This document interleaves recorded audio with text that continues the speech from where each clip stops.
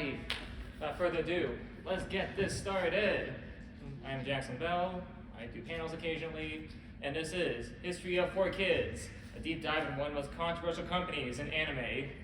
I'm sorry if I sound a bit quiet, there's no microphone here, so I'm going to shout as loud as I can, which I'm not the most loudest person, so sorry in advance. So anyway, before we get started on talking about 4 Kids, we need to make sure who they were. Who were that 4 Kids exactly? Well, 4 Kids was a New York-based company who specialized in licensing and dubbing foreign cartoons for children, hence their name, 4 Kids. This stands for kids. The shows they licensed ranged from lighthearted comedies to action shows that often aired on Saturday mornings, which made them one of the few companies at the time to specialize in creating original Saturday morning programming. But what they're really known for are the numerous changes they've made to the shows they've licensed, and treating anime as a whole as more of a business. But let's start from the beginning. The company we know as 4 Kids was originally called Leisure Concepts Incorporated, or LCI for short. Since its creation in 1970, LCI specialized in pitching ideas to TV networks to start big franchises, before moving on to license numerous brands and celebrities for TV or toy deals. Of the company's 2 founders, Mike Jamaikian was the artist, while Stan Weston was the businessman who made the deals and decisions. Through their brand, LCI began making ties with Star Wars, Thundercats, and even celebrities like Farrah Fawcett of Charlie's Angels fame. In 1987, Alfred Kahn, former vice president of marketing at Coleco, and of the brand of Cabbage Patch Kids to mainstream audiences, became chairman of the company in 1987. 87 itself would be a big year for LCI, as this is when the company made a very big deal with Nintendo. In 87, LCI would make a deal with the then rising company to help market their consoles and games to North America, specifically the NES and The Legend of Zelda. But this deal also helped the company out in the long run. LCI didn't get its true start until the 90s. In 91, Kahn would be appointed as CEO of the company. In 92, we see the creation of 4 Kids Productions, a subsidiary that focused on making television for children. You see, LCI had wanted to get more involved in producing TV.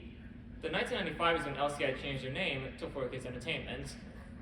Also during this time, the idea for dubbing anime for Western television began to grow. After all, why waste money making original products when one can just license something already made and cheaply dub it? And in 1997/98, 4 Kids acquired the rights to dub an anime based on a new Nintendo property for the Western market. What was that anime, you may ask?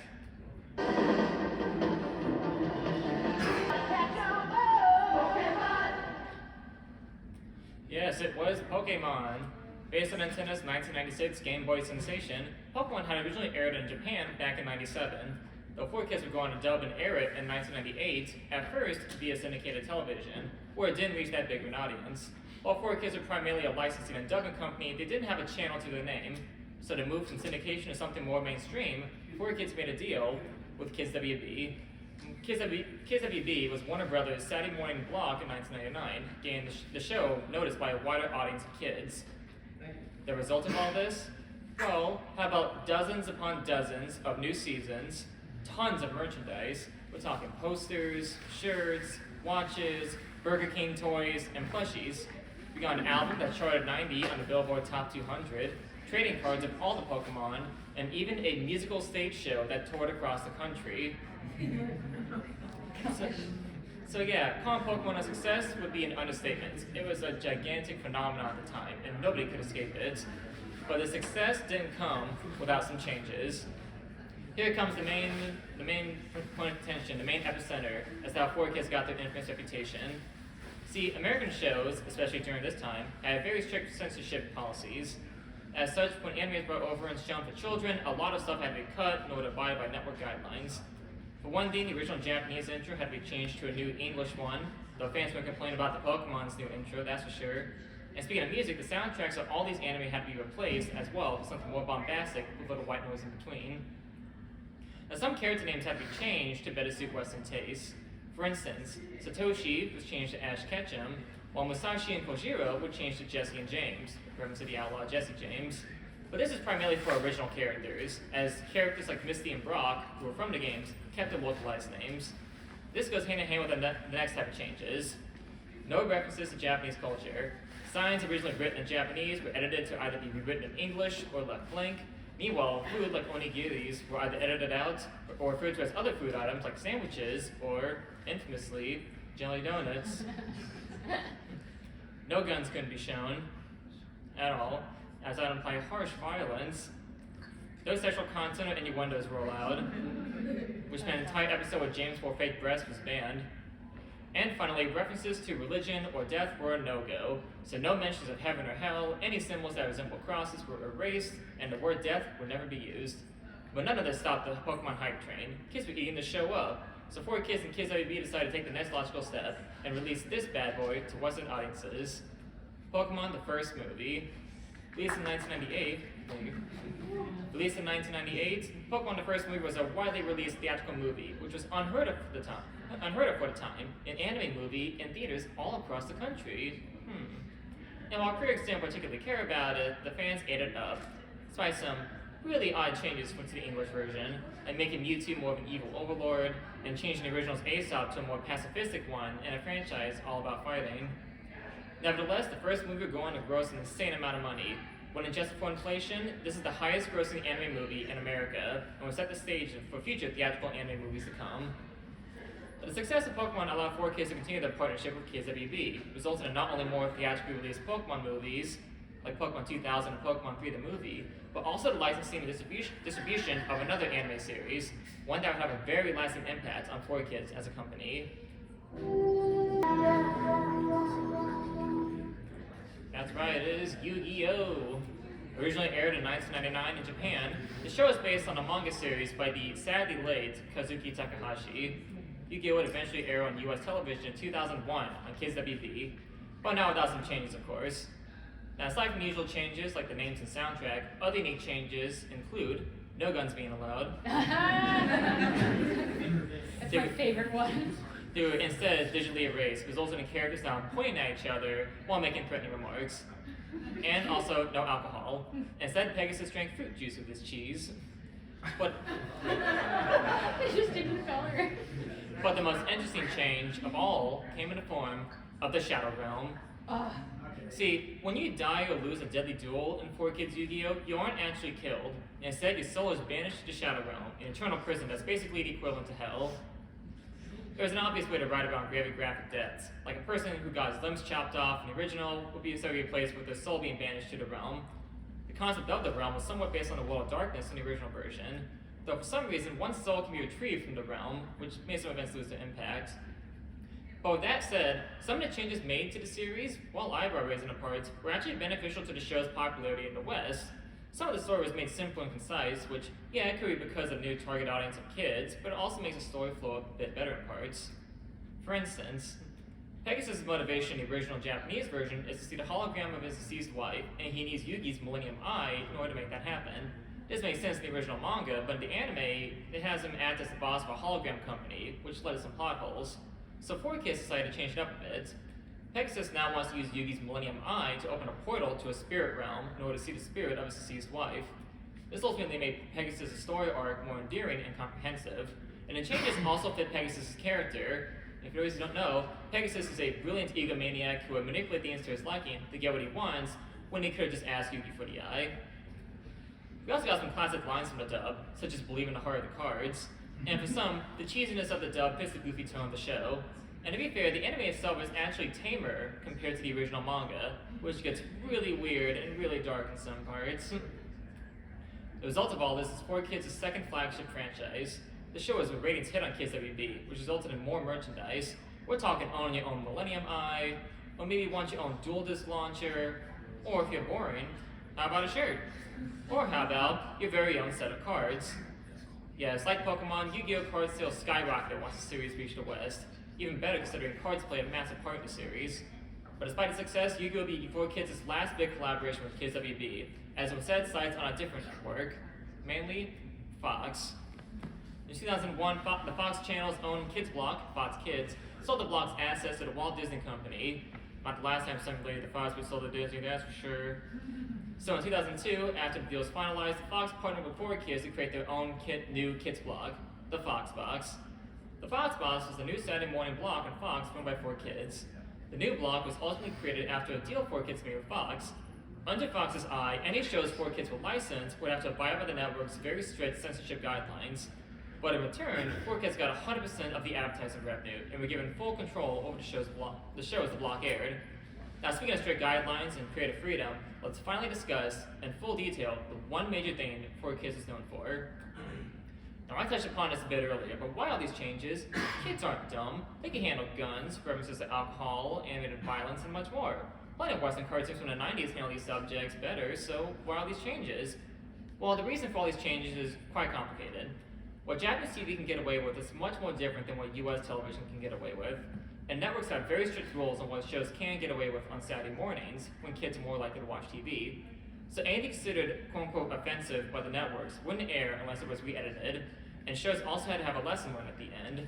With Fox and Kids WB in charge, they had very strict guidelines for 4Kids to follow regarding what they're allowed to air on morning television.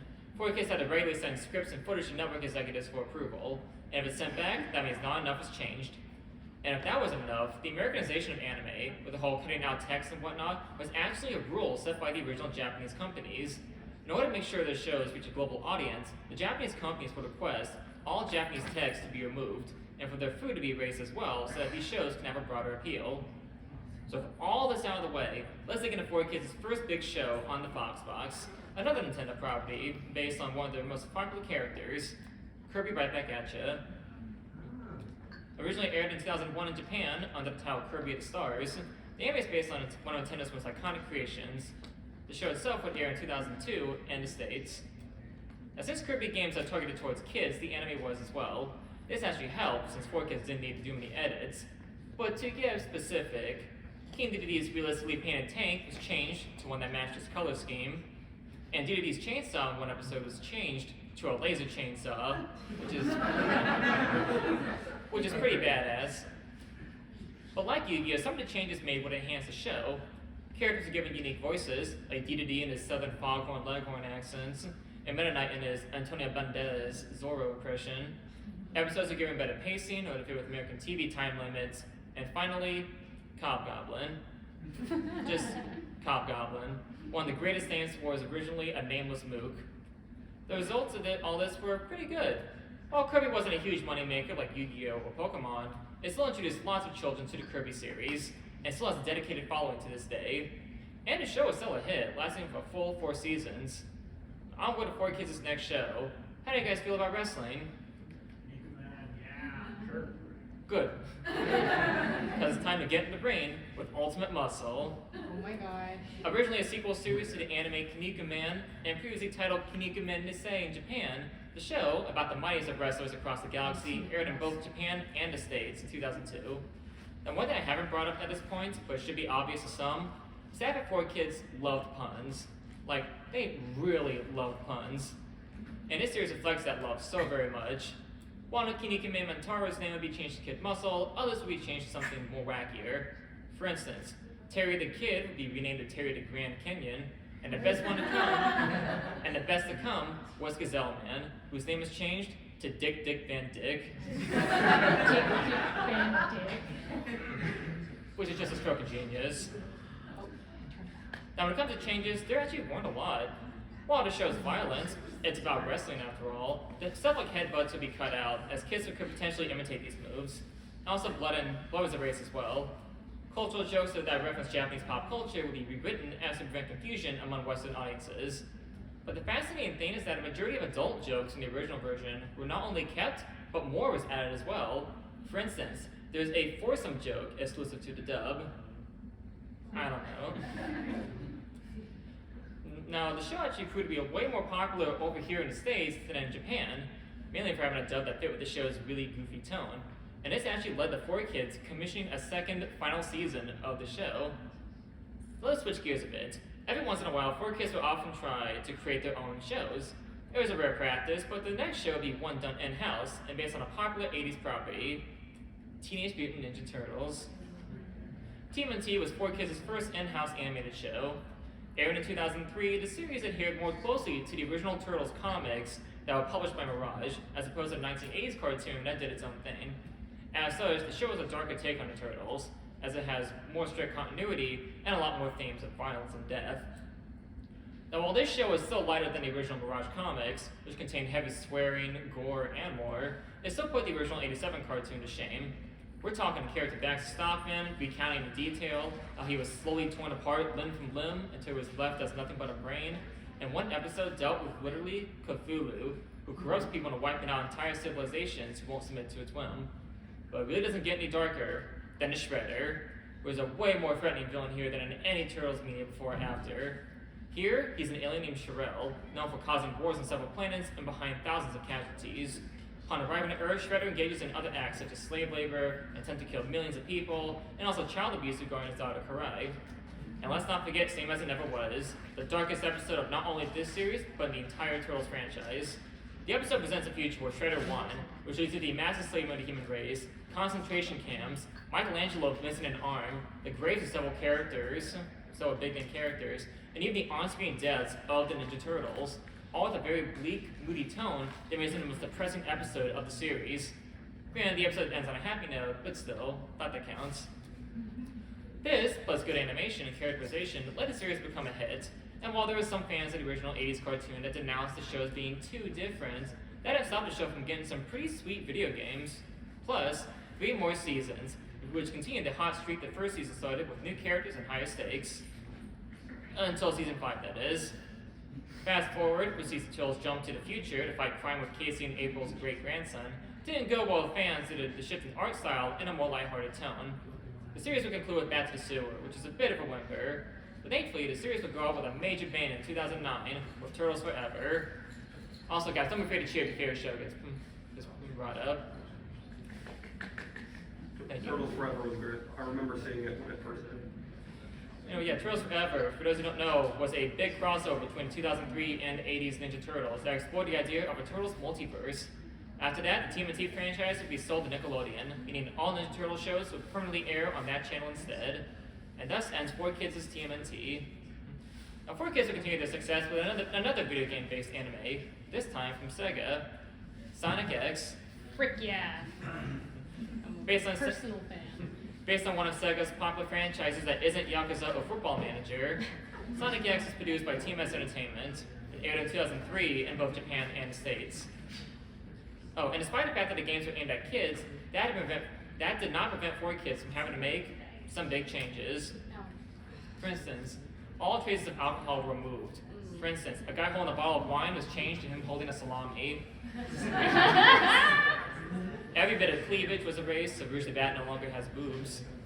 Any shred of blood or serious violence was taken out, such as that. That shot was not all in the 4Kids version.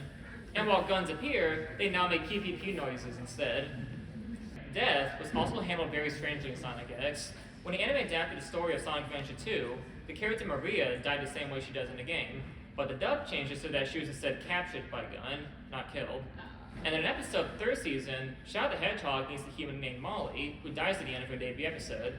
In the dub, Molly's death is edited out, so she just disappears. Just goes poof. Apparently, according to Shadow, she went back to her home planet. The results of all this? Well, the show is heavily marketed by 4Kids, which led to dominating the ratings department, to the point where, similar to Ultimate Muscle, 4Kids commissioned a 3rd and final season to TMS. We also got a comic book adaptation as well, which, if nothing else, gave us Luchador Eggman. Oh my gosh. But the show, especially the 4Kids version, proved contentious amongst the already contentious Sonic fan base, who were divided over the voice casting, the edits, and the character Chris Thorndike, who took up more screen time than the titular Hedgehog. But that didn't stop Sega from later making the decision to replace their cast for the games with the 4Kids cast. I guess it then made sense to have the anime share the game's voice actors. And what was the new cast's first official Sonic game? Shadow the Hedgehog. Which, if you don't know... Yeah! Yeah, Shadow fans in the house.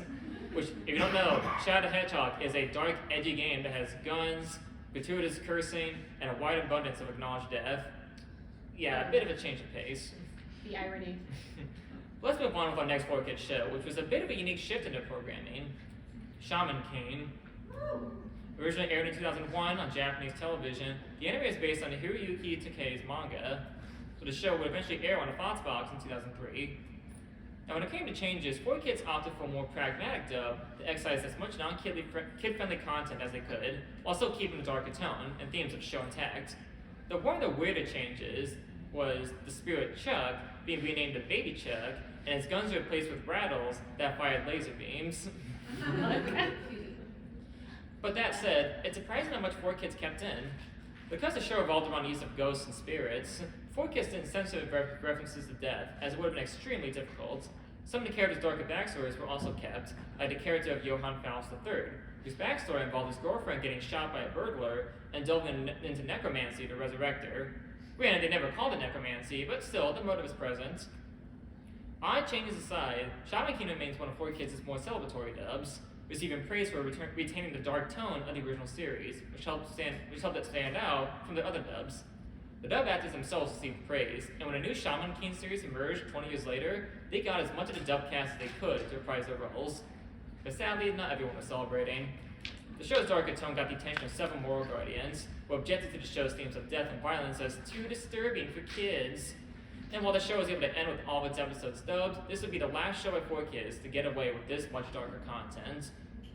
So, who likes crossovers? Well, 4Kids does, because now it's time for the Fight for the Fox Box. Fight for the Fox Box was a TV movie that aired in 2003, and while I say it's a crossover, it's actually an unofficial one between most of 4Kids' current shows. The plot involves a mysterious figure known as The Voice, who has taken over the Fox Box. The Voice has several villains such as Dr. Eggman, King Dedede, and the Shredder to keep guard of the codes meant to save the block. So it's up to our Fox Box heroes like Sonic and the Ninja Turtles to retrieve the codes and save the Fox Box. Now, if this didn't sound obvious enough, the entire movie, if you want to call it a movie, is nothing but an advertisement for Fox Box shows. Like, they don't even try to hide it. There's literally a scene where Mikey tells his brothers, "Hey, did you remember to record Shaman King?" And as for the animation, well, it's basically a YouTube poop. It's made of stock footage of these shows with new dialogue, and the dialogue itself is about as corny as you'd expect.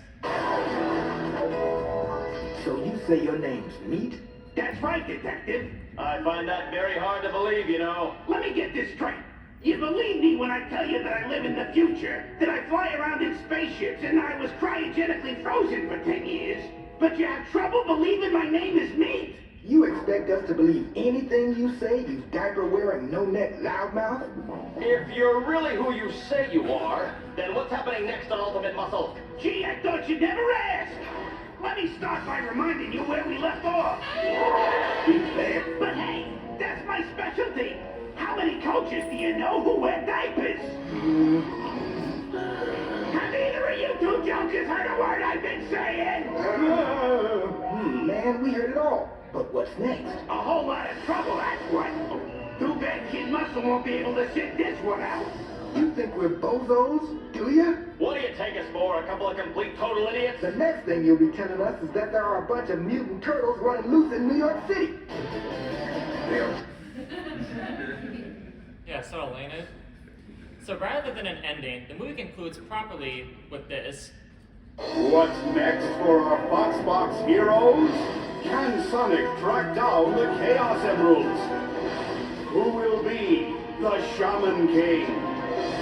Which Kirby mode can defeat his deadliest enemy? How will Kid Muscle flush Hollywood Bowl? And is this really the end for the Ninja Turtles? We may never know. Without the codes to the Fox Box. If you can help, log on to SaveTheFoxBox.com. So the deal with this movie was, in order to get the ultimate experience, you had to pay attention to the Fox Box codes. During parts of the movie, the codes would appear on screen for people to write down. Now, these codes would be inputted into the Save the Fox Box website, where the reward for all your hard work was nothing. Just a simple, you did it! You did it. Oh, what? That's great. Which shows how much of an uncreative marketing stunt this whole thing was. But now, it's back to new shows. 4Kids have plenty of new stuff coming out, including one of their biggest moneymakers, The Winx Club. Fuck yes. Sorry. Winx Club was a series from Italy that aired in 2004 in both Italian and US TV. Created by, I can never get his name right, Ignazio Saffi. The series tells a tale of a group of magical women, stories filled with multiple layers that explore the transition from adolescence to adulthood, or at the very least, that's how it originally was. Once 4Kids got their hands on it, a whole bunch of changes ensued. To start, there was now barely any continuity.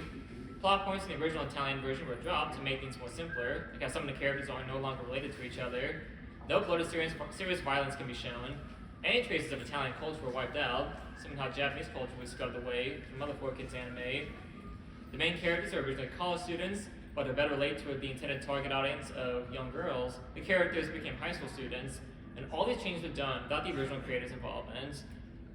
The result was a series that did well in ratings, allowing 4Kids to dub its first 3 seasons no problem. Though Srafi himself was not a fan of the changes, but we're going to say 4Kids' edits removed something essential.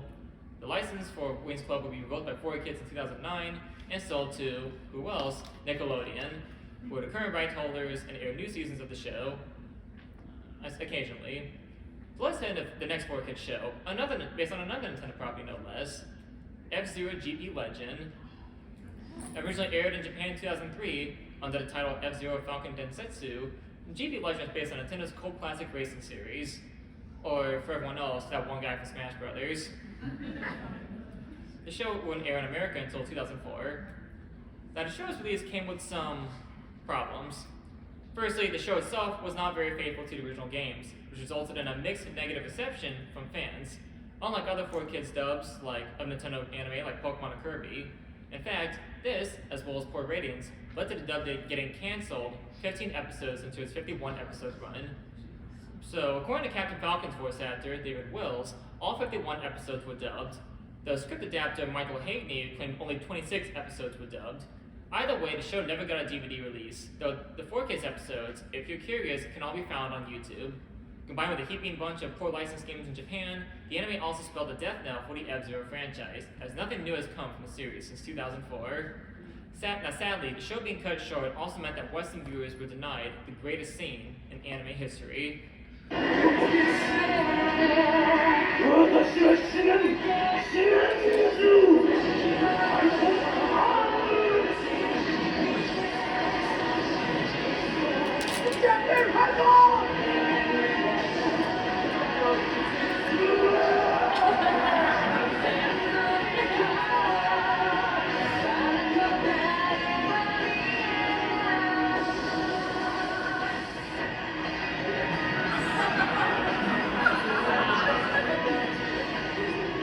Can you imagine being a kid and seeing that on your TV? So, who's ready for more movies? This 4Kids were. In the summer of 2004, they would release their first non-Pokemon related movie, Yu-Gi-Oh! The Movie, or aka Yu-Gi-Oh! Pyramid of Light, whichever floats your boat. Released in 2004 and meant to be a grand adventure for Yugi and friends, the film was, predictably, destroyed by critics for appealing only to fans of the series. And while fans did enjoy it for the most part, that didn't prevent the movie from becoming a flop at the box office, leading this to be the final movie 4Kids and Kids WB will put out in theaters. This will ultimately be the start of 4Kids' downfall, because at this point, we approach the crossroads, where 4Kids and their reputation will never be the same again, and it can all be traced back to this one show. Brace yourselves. And also, if you know the words, you can join in too. There once was a man named Lord Roger who was king of the pirates. He had fame, power, and wealth beyond your wildest dreams. Before they hung him from the gallows, these were the final words he said. My fortune is yours for the taking, but you'll have to find it first. I left everything I own in one piece. Ever since, pirates from all over the world set sail for the Grand Line, searching for One Piece, the treasure that would make their dreams come true. Yeah! Don't give it up, new baby. Don't give it up so much. Don't give it up now, baby. Don't give it up, give it up, give it up, give it up, give it up. Here's how the story goes. We find out about a treasure in the Grand Line. There's no doubt. The pirate whose eye is on it, he'll sing. I'll be king of the pirates. I'm gonna be king. His name is Luffy. That's Monkey D. Luffy. King of the pirates. Explain your problem. How did that happen? Yo ho ho, he took a bite of gum gum. His name's alone, just like a samurai and a F-A-D-Y. Nami's not shy. Usopp's doing that marksman thing. Sanji's cooking, Chopper's mastering. Set sail for One Piece. It's the name of the treasure in the Grand Line.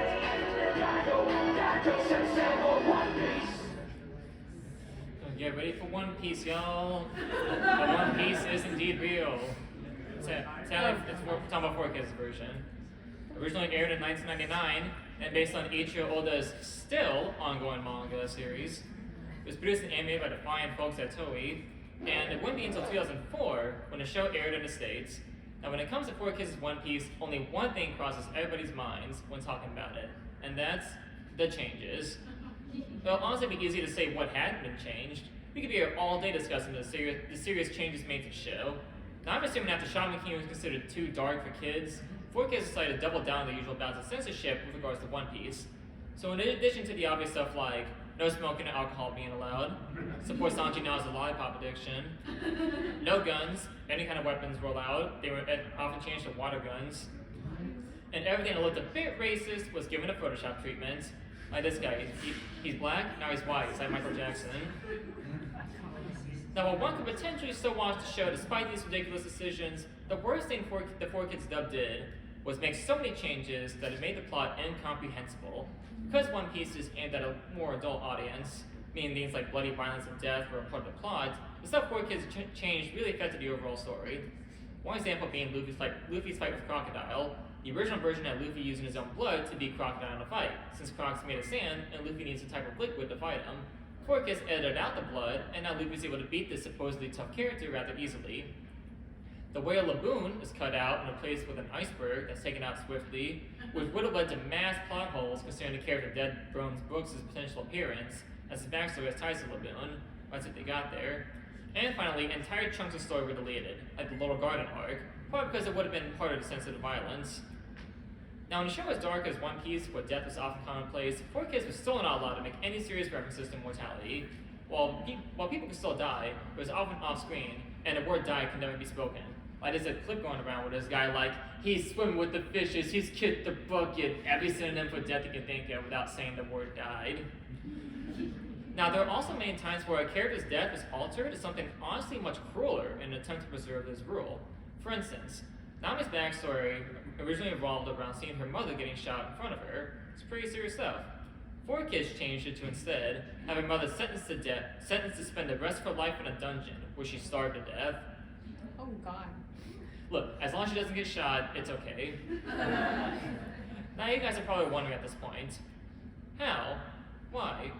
How could this have happened? Why this? Well, 4Kids were in the middle of a deal with Toei to acquire the rights to Ultimate Muscle and another anime, Magical Do-Re-Mi.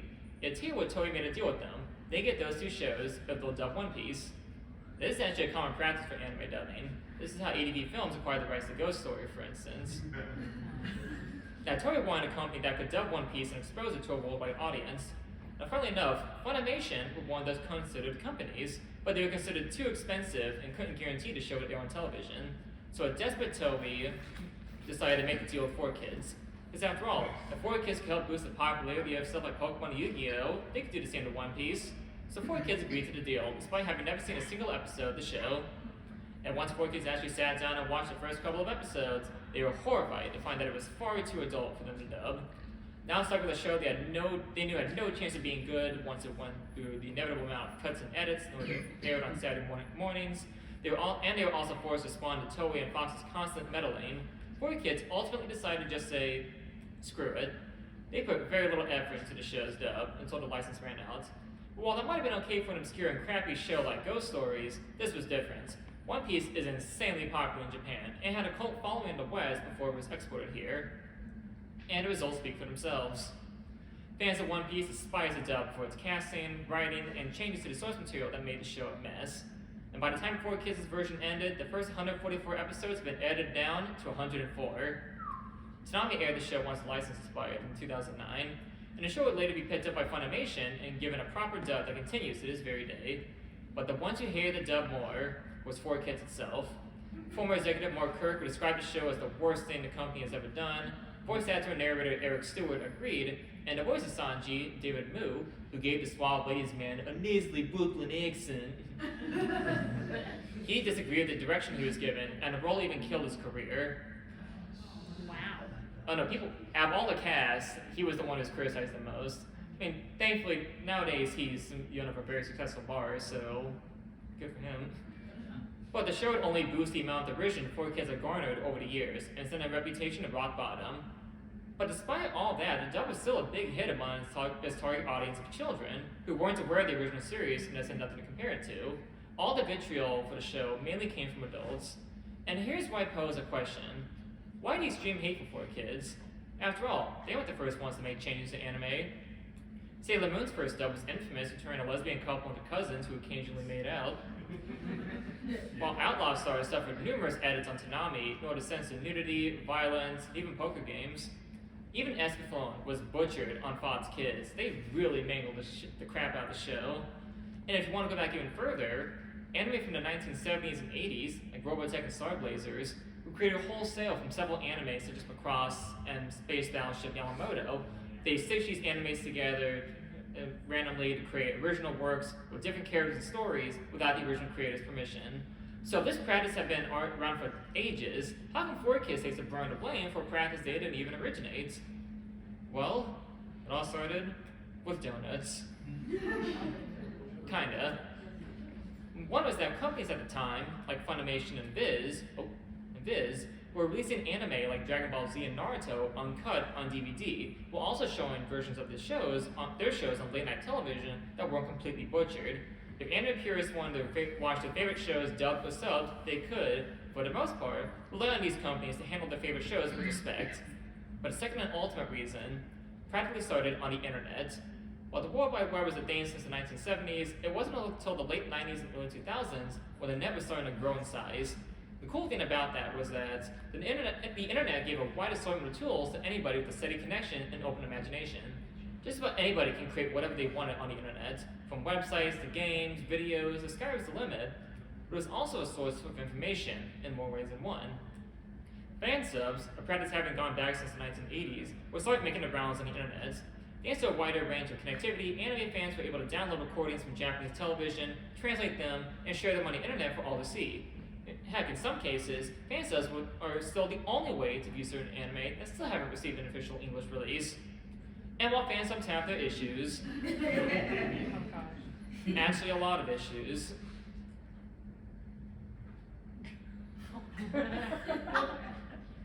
a lot, Oh God.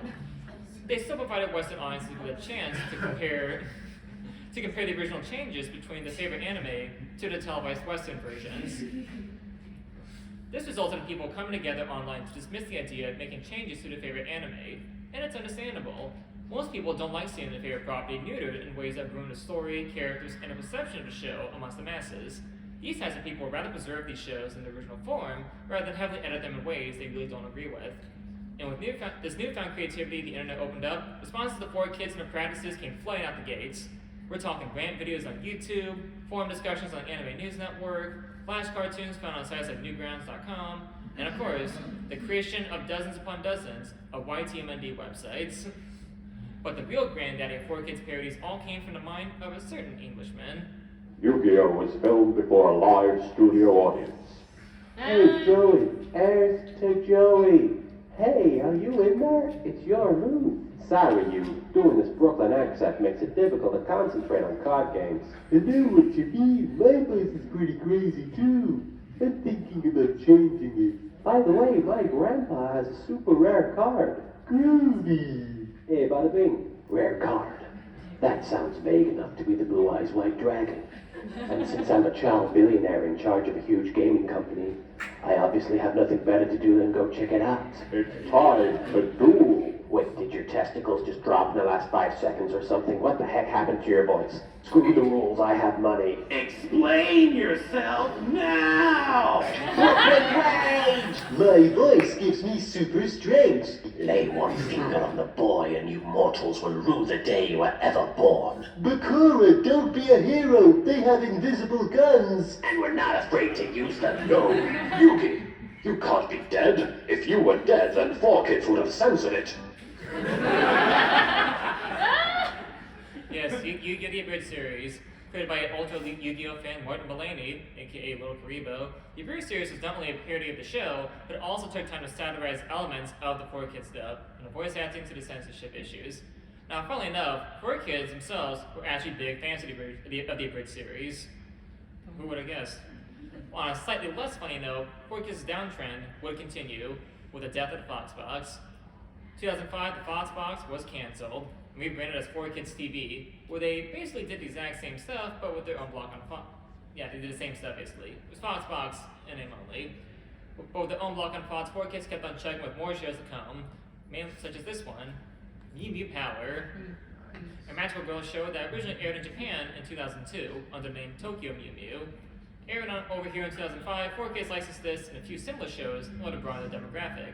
They thought their shows catered more to boys and that this could cater to little girls.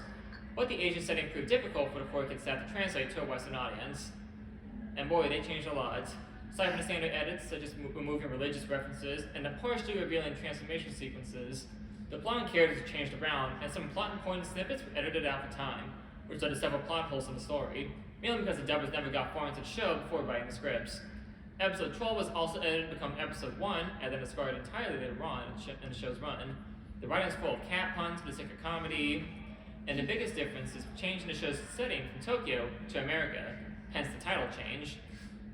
The 4Kids actually had purchased the rights of the first half of the show, with plans to purchase the second half if the show looked to be successful.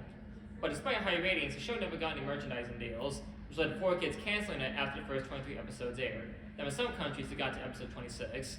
This is actually a common thing with television aimed at younger audiences, as many good shows have gotten canceled due to poor toy sales or no merchandising at all. But to call Mew Mew Power good is a bit of a stretch, as nowadays the show's dub itself is seen as average. But by this point, a major shift was happening with 4Kids. In 2005 was the mother of them all. That year saw 4Kids lose the Pokemon license, thereby not allowing them to dub and merchandise any more iterations of the anime. Future handling of the anime and other merchandise would be handled by Pokemon USA Incorporated, which meant that the entire cast of the series had to be replaced, despite dubbing still taking place in New York. But enough of this. It's time for a patriotic break. Okay, everyone, want you to rise. Have your seats. This treasured event. Oh, gotcha.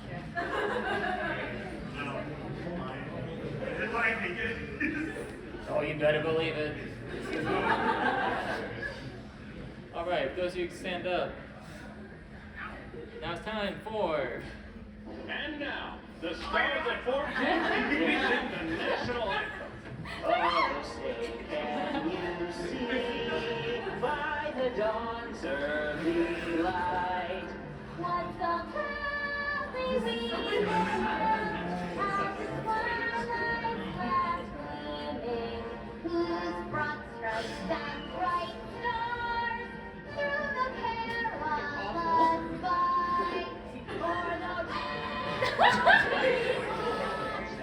we're so gallantly streaming. And the rockets welcome the monsters sting in air. They prove through the night That our flag was pierced there. oh, say does that star-spangled banner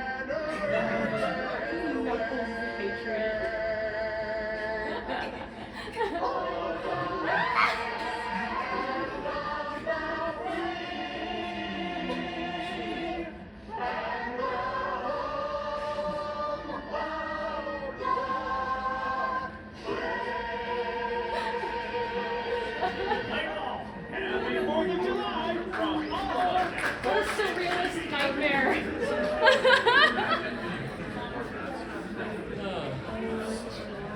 Oh, that was floor. I've never seen that before. That was fun.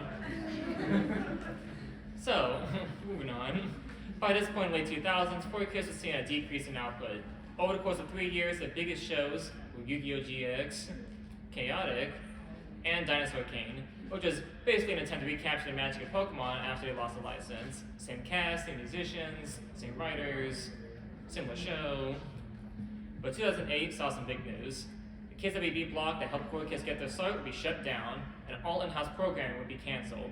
4Kids had purchased the rights to the blog, thereby owning both the Fox and WB children's blogs. Until December, where 4Kids' contract with Fox expired, leading to the termination of all their Fox shows by the end of the year, and a cancellation of 4Kids TV. But with the Kids WB rights still in hand, 4Kids have pushed forward, which leads us to CW 4Kids. Created in 2008, CW4Kids was a block that served as a replacement for both Kids WB and 4Kids TV. Airing Saturday mornings on the CW network, which is owned by Warner Brothers, CW4Kids will license and air several cartoons and anime. Now, CW4Kids would often show 3 kinds of stuff. Shows that were previously on 4Kids TV, like Viva Pinata, shows that were previously on Kids WB, like The Batman, and whatever the hell Robots was. Now, they even aired their own version of Dragon Ball Z Kai, which the less said about that, the better. Oh, no. Alrighty, so... Okay, so they had their own original shows as well. So 4Kids, they partnered with the company Saban, who you know as the guys who made Power Rangers. They made their own show, Kamen Rider Dragon Knight, which aired in 2008. Dragon Knight was Saban's second attempt at bringing the heavily popular Kamen Rider franchise to the West. Saban and 4Kids started taking a more Power Rangers approach to the franchise. The plot itself was a loose remake of Kamen Rider Ryuki, which had debuted in Japan about 6 years prior. Despite the fact that the show did well everywhere except America, it was still canceled near the end of its run. In fact, it was so badly treated, the final 2 episodes were released on the CW's website. But despite all of that, the show gained a loyal following of Kamen Rider fans. By now, 4Kids will go through a bit of a rebrand during its time in the CW, which will lead to the creation of Toonzai. Debuted in 2010 after the cancellation of CW4Kids, Toonzai was a Saturday morning block in the CW where epic anime lived. And yes, they actually acknowledge these cartoons as anime. Taking a stance the final form of Kids WB while openly acknowledging the shows as anime after all these years, the blog itself was heavily inspired by Toonami, which is at this point still cancelled. So despite its rebranding, Toonzai would disappear in 2012. The rights were purchased by Saban in turn, and the blog was turned to Vortex, which also lasted 2 years. But the new decade wouldn't be kind to 4Kids.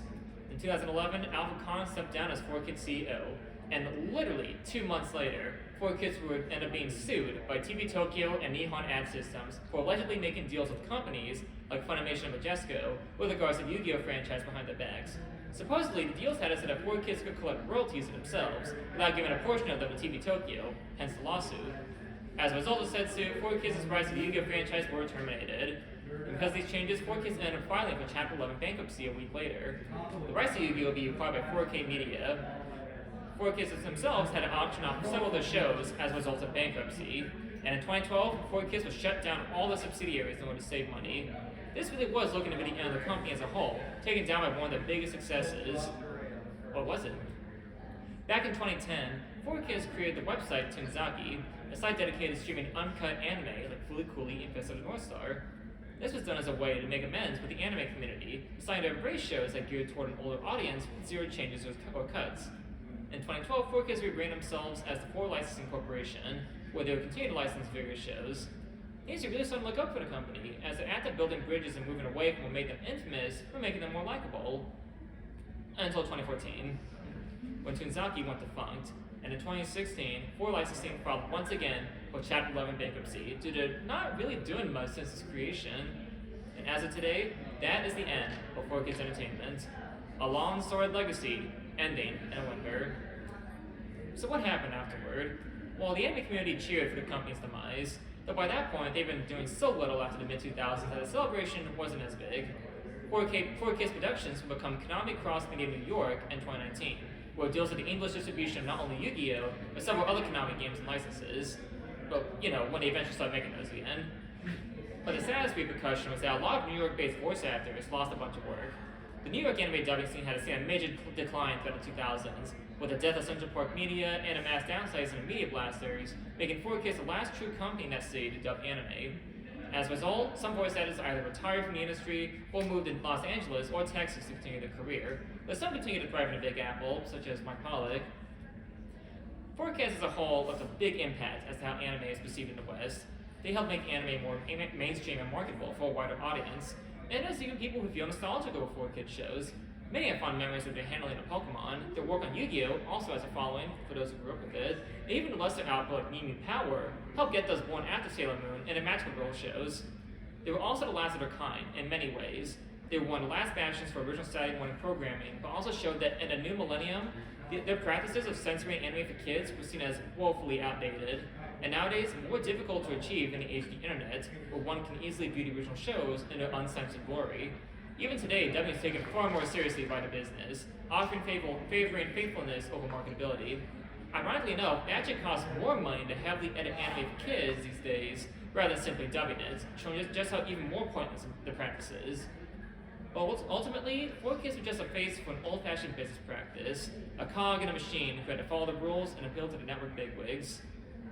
Thanks for coming, everybody.